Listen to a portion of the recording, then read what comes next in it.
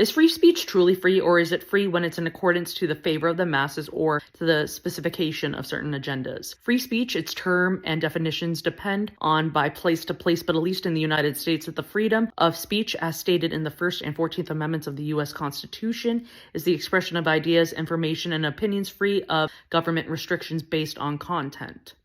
And with every social media platform, there's a standard set within the community guidelines, usually covering the standards of what is and isn't acceptable on the platform. However, especially more recently, as seen on some social media platforms, there's an apparent discrepancy between a user's right to free speech and the platform's moderation of a user's expression, whether it's to protect the integrity of the platform itself, protect over users, protect over other users on the platform, or a form of censorship, either accidental or intentional, when it comes to being able to express thoughts, beliefs, and resources on certain topics, to include those of social and political aspects, as well as some personal beliefs, even if someone is acting within the laid out community guidelines. One form of intentional censorship that isn't brought up in the community guidelines is the silent moderator, who acts as a regular user but is sneakily working to curb various narratives, silence particular personnel, and promote specific agendas, ones that could very possibly put people in harm's way, unconsensually to the unsuspecting user. Just as described in this more recent footage, a CIA officer admitted on film that there's the intentional movement to push people of interest buttons to get them to fall into entrapment.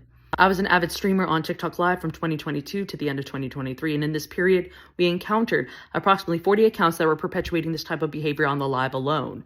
The weirdest things were the accounts that insinuated that they were employed to intentionally aggravate and distract the conversation, which isn't that the intentional suppression of a user's right to free speech? And if someone's partaking in a topic that another wants shut down, why not communicate that directly with the person?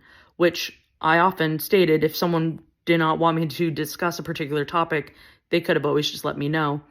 But that often went unanswered by the suspected mods. After all, silence is complicity. Going back to who is employing these moderators, are some through the platform, or are some from prominent people or other groups? And are the silent mods placed to intentionally violate the supposed rights of the internet contributor?